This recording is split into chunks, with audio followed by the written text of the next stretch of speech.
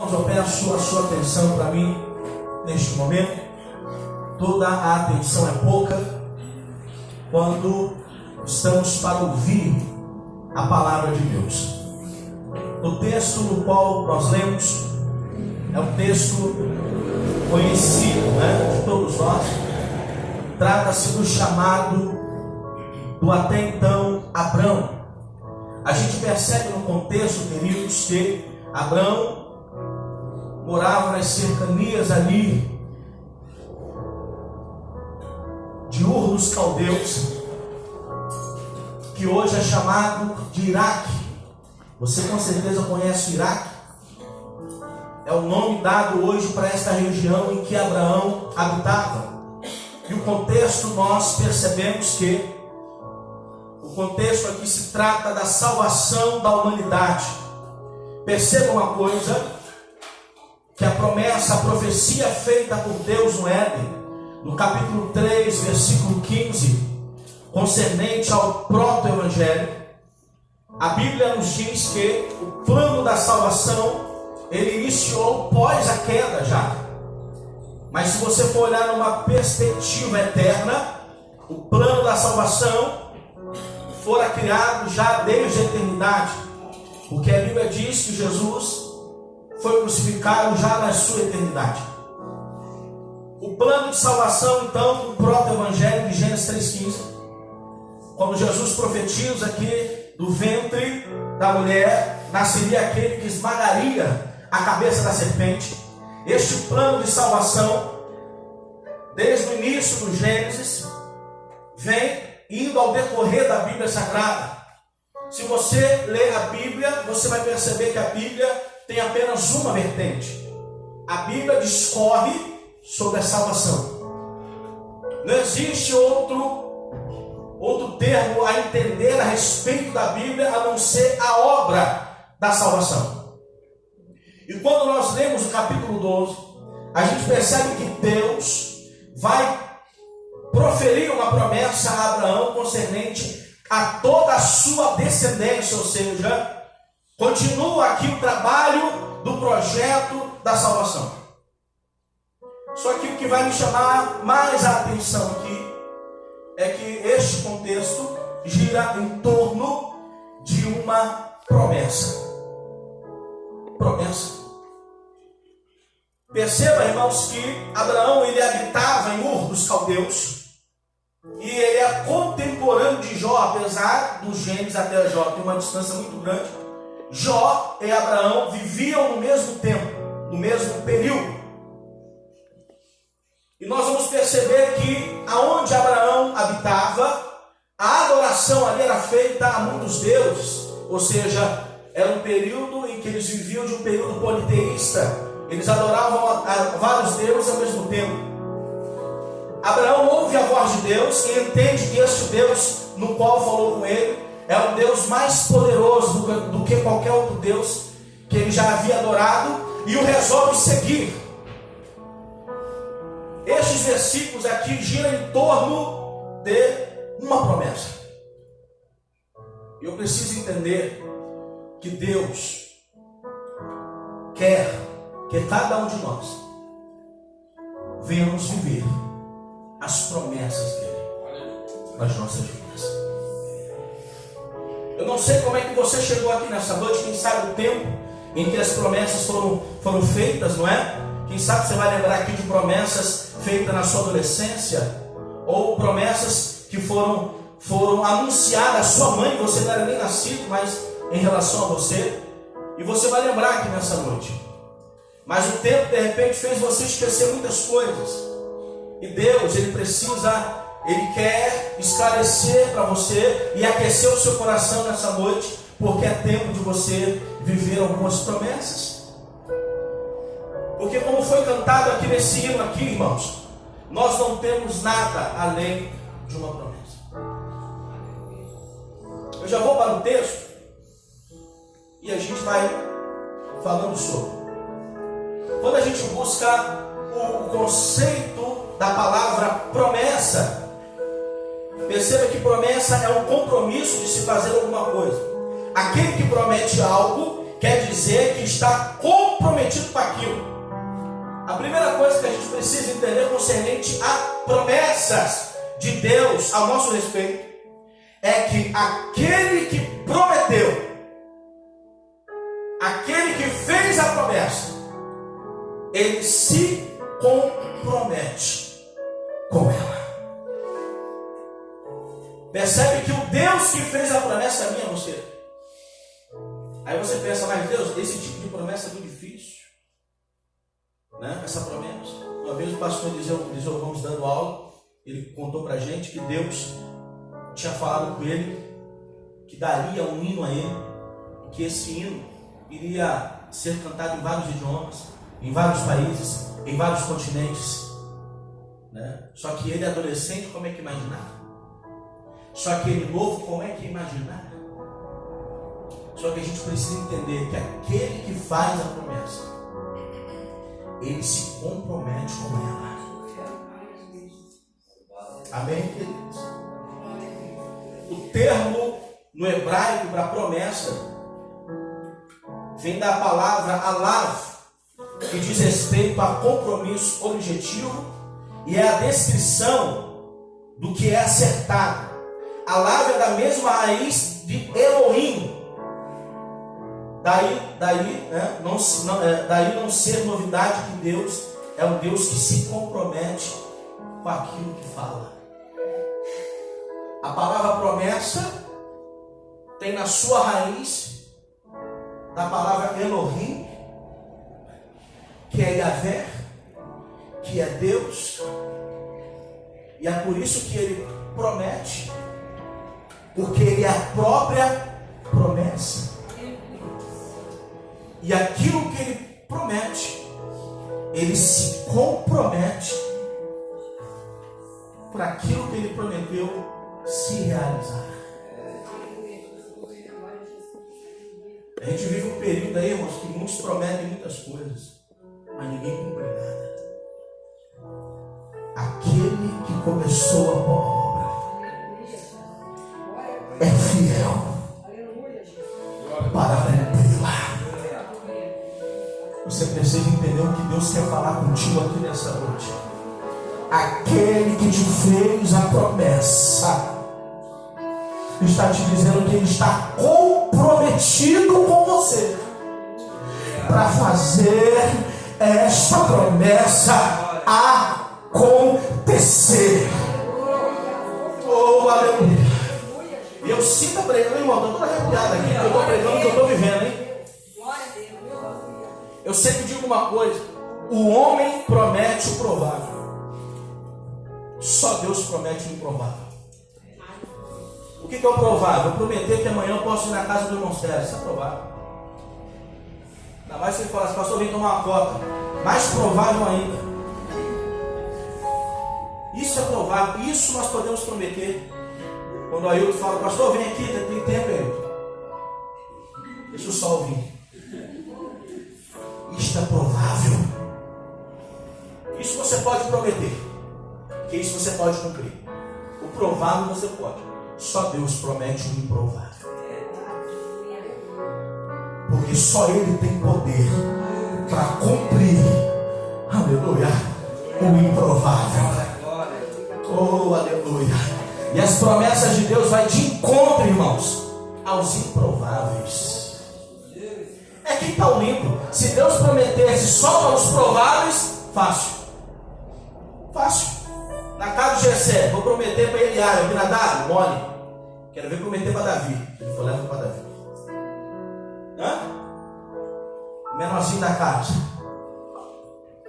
Talvez você está pensando assim, Deus, as promessas da minha vida são promessas que você pode dizer assim, promessas absurdas. Sabe o que é promessas absurdas? São promessas que saem do campo racional. Sai do campo que você pode imaginar. Já percebeu? Porque aquilo que você pode imaginar, irmãos, ainda é fácil. Aquilo que você pode imaginar ainda é fácil. Só que Deus aparece e promete aquilo que você nem imagina. Perceba. Quando se trata da promessa, a promessa vem independente de quem você é, da onde você é, de qual família você é. Deus faz tanto promessas para o filho do pastor, mas também faz promessas para o filho de um traficante, do cachaceiro, de um drogado. Deus faz promessas.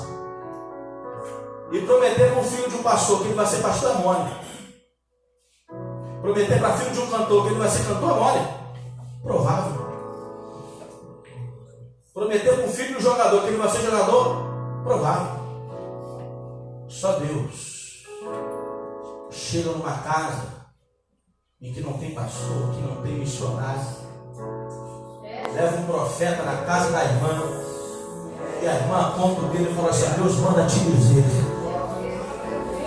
Aí aponta para o ventre, que esta que nascerá do teu ventre será minha serva. A mulher pensa: nossa, mas eu nem sou, meu marido nem é, meu pai não é. Esse é o Deus que faz promessa e não olha de onde você é, quem você é, qual família você veio, qual bairro que você nasceu. Deus aparece e promete. Amém.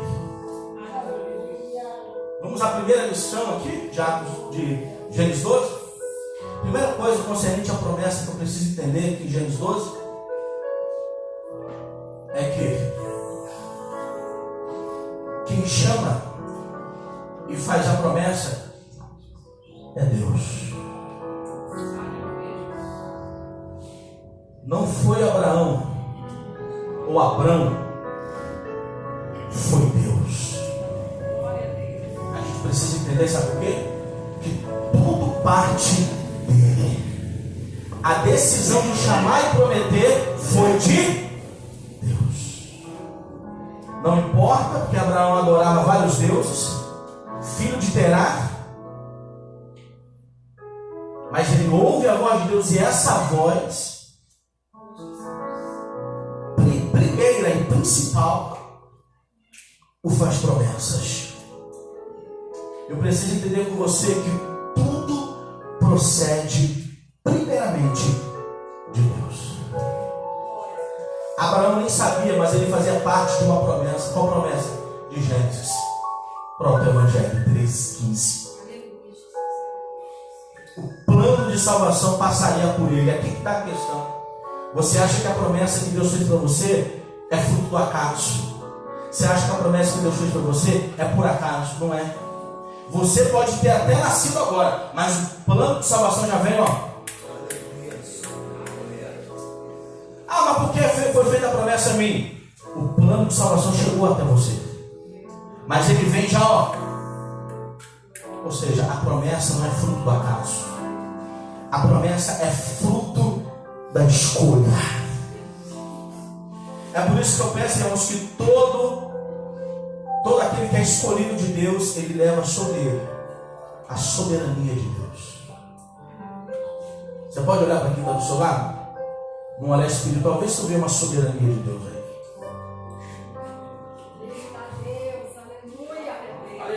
Todo escolhido leva sobre ele uma soberania.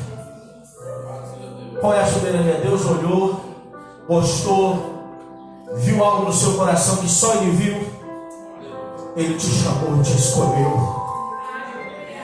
E sabe qual é o melhor? Te fez promessas.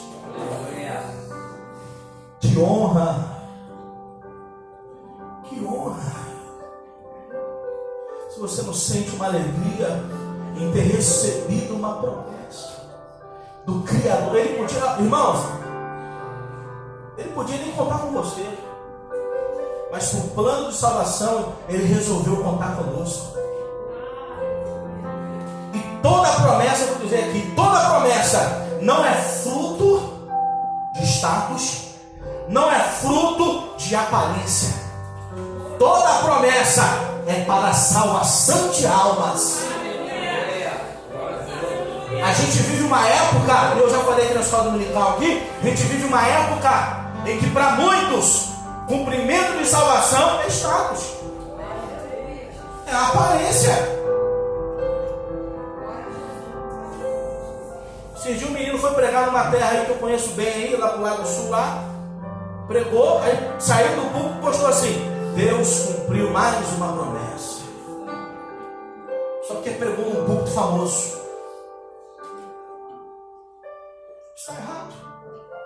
O cumprimento da promessa é nada mais, nada menos que salvação de alma. Se Deus te levar a lugares, se Deus te levar a igrejas, se Deus te der nome, se Deus te der status, entenda, é tudo para salvação e nada mais. Você pode até ficar feliz, porque a gente fica, mas nunca esqueça que isso é para salvação. Por isso quem prega bonitinho, você prega para salvação. Aleluia. Deus, promessas.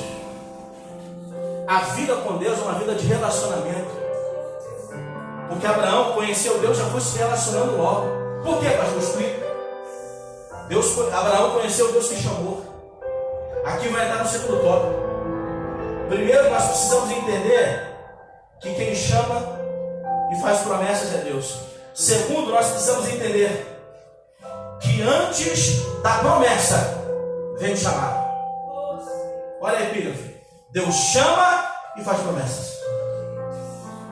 Não inverta as posições. A promessa não vem antes do chamado. O chamado vem antes da promessa. Por quê, pastor? Para te explicar que todo aquele que tem promessa tem chamado. Amém? Isso significa que se você recebeu promessa de Deus, significa que você foi chamado. E esse chamado é um chamado relacional. Porque Abraão vai conhecer Deus se relacionando. Como assim, pastor? Explica. Ele primeiro conhece o Deus que chama. Depois conhece o Deus que faz promessas. Deus prometeu a descendência, depois prometeu que daria um filho. Depois ele conhece o Deus que cumpre a promessa. Deus deu um filho. Deus deu filho. Aí depois ele vai conhecer o Deus que pede a promessa. Deus não pediu a promessa lá no Moriá? Você está achando, irmão? O negócio é relacional. Um dia você vai encontrar com Deus, Ele vai te chamar. Um dia você vai encontrar com Ele, Ele vai te fazer promessas. Um dia você vai encontrar com Ele, Ele vai cumprir as promessas. E um dia você vai encontrar com Ele, Ele vai te pedir a promessa. Só para saber se você entendeu lá no início que as promessas, que o cumprimento das promessas não pode interferir no seu relacionamento com Ele. Oh, aleluia.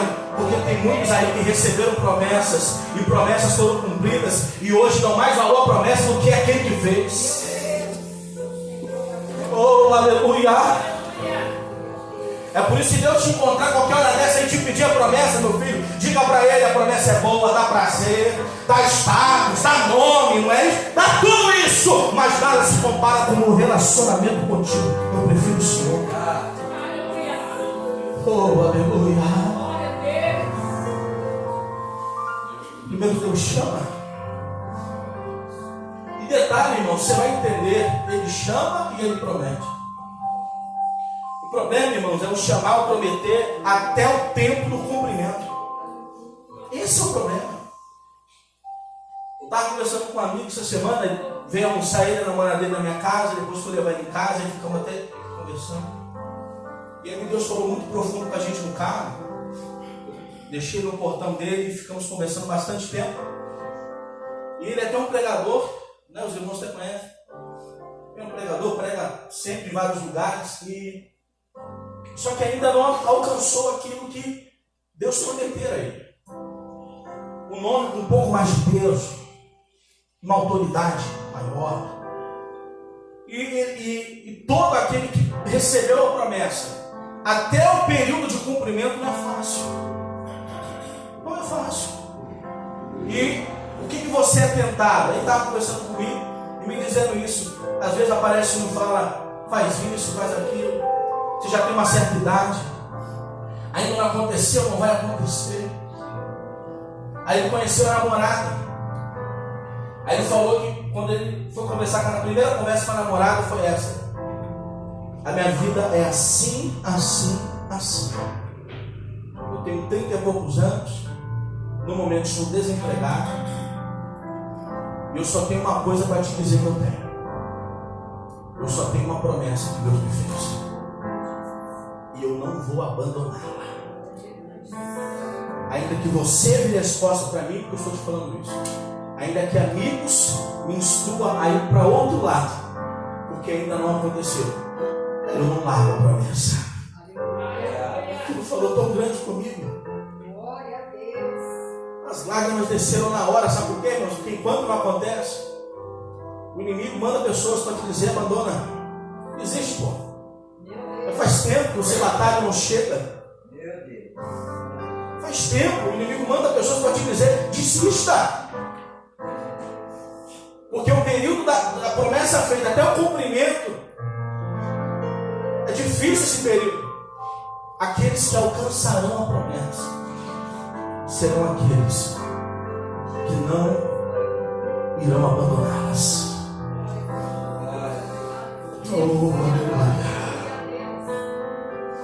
O quarta-feira eu falei assim: pega essa palavra e leva para casa, lembra?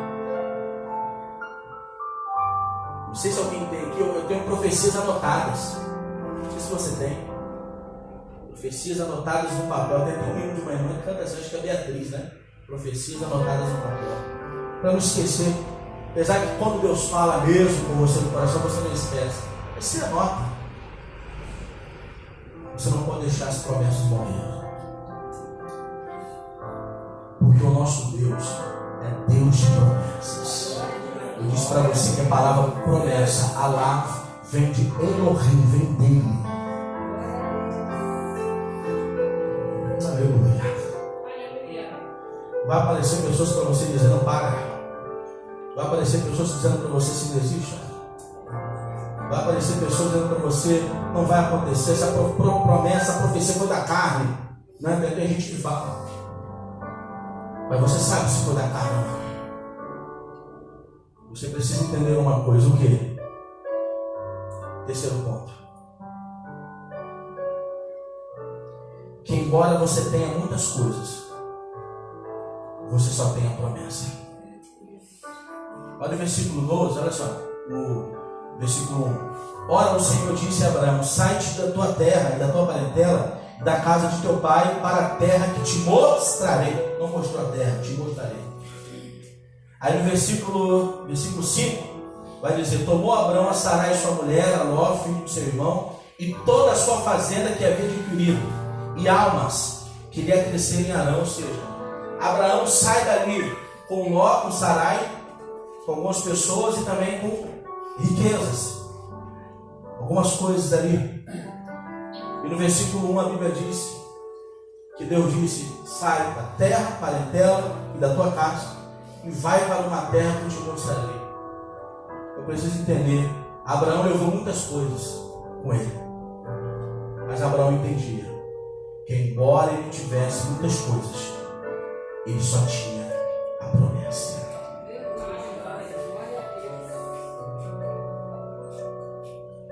Você não tem nada, você é promessa. Como assim, pastor? Abraão sai da tua casa com uma promessa. Quem sabe de repente Ló falou assim: Abraão, você é doido. Quem sabe Sarai vai virar Sara: você é doido. Abraão dizendo: eu ouvi a voz, ele falou comigo. Sai da terra, parentela, da casa e vai. Abraão pegou a palavra, botou no peito e foi. Embora estivesse algumas coisas, ele sabia. Ele sabia que riqueza podia acabar, Ló podia abandonar ele, Sarai podia deixar ele para trás. Mas uma coisa não ia embora. O quê? A promessa. Disse para você no início que aquele que faz a promessa, ele se compromete com a realização dela. O que é isso? Você precisa ter fé para acreditar na promessa e crer que aquele que fez, ele vai bancar ela acontecer. Ele vai bancar ela acontecer. Porque quem prometeu não foi o homem, lá vai. Quem prometeu não foi o político. Quem prometeu não foi o médico. Quem prometeu não foi seu amigo. Quem prometeu foi Deus. E a Bíblia diz: eu não sou filho do homem para que minta. Ou prometeria eu algo e não faria? Gênesis 15 diz: teria algo difícil para Deus? Teria algo difícil para Deus? Ah, irmão, só Deus. Pega o esquecido e dá um nome. Só Deus pega o rejeitado e lhe faz promessas. Oh, só Deus. Aí você precisa ser romântico e pensar consigo hoje. Embora você tenha um bom emprego, embora você tenha uma boa situação, isso ainda é nada. Embora as igrejas do Brasil tenham bons templos, né? Tenham bons distritos, campos, a igreja não tem nada além de uma promessa. Porque o templo cai, o meteoro destrói. O templo, o engenheiro pode fazer mal feito e cair. A propriedade, se não pagar IPTU, você pode perder. Agora, quem para a promessa? Quem destrói a promessa? Quem toma a sua promessa? Ninguém. Eu creio na promessa de Deus.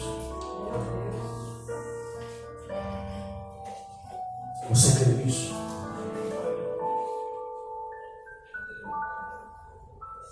Outro ponto é que Abraão estava num lugar, Deus falou: sai, sai, sai e vai. Perceba, a promessa sempre estará distante de nós. Por quê? Pelo estado inicial em que estamos. Deus nunca, ou na maioria das vezes, não nos fará. Vou botar nunca para não generalizar. Na maioria das vezes, Deus sempre nos fará promessas que estão distantes do nosso alcance.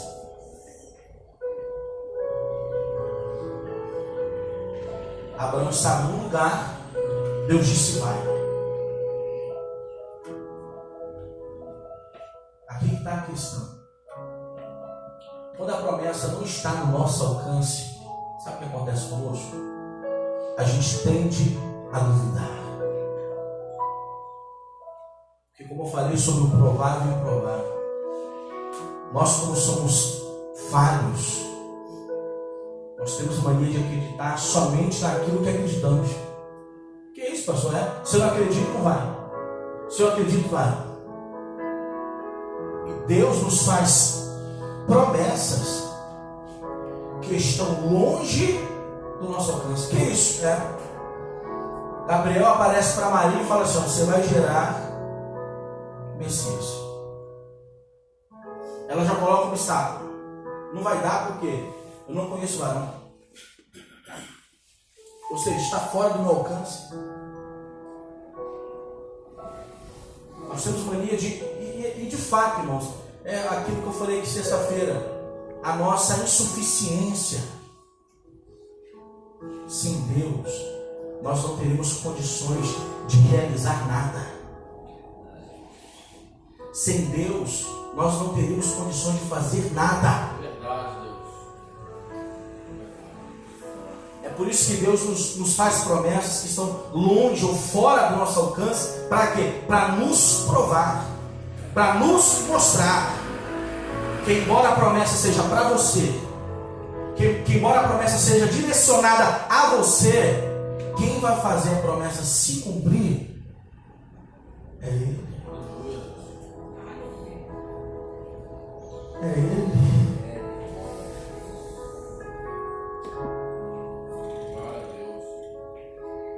Aí, citei aqui o pastor Eliseu. Nós poderíamos citar muitos aqui. Muitos testemunhos de pessoas que receberam as suas promessas e que as promessas estavam em um longo alcance, mas as promessas chegaram. Olha só o que diz em Eclesiastes 7:8. Melhor é o fim das coisas do que o princípio delas. O início, irmãos, quer ver? Vou falar, vou ser bem prático aqui. Vamos dizer que Deus te fez promessa, você vai ser um pregador da palavra, né?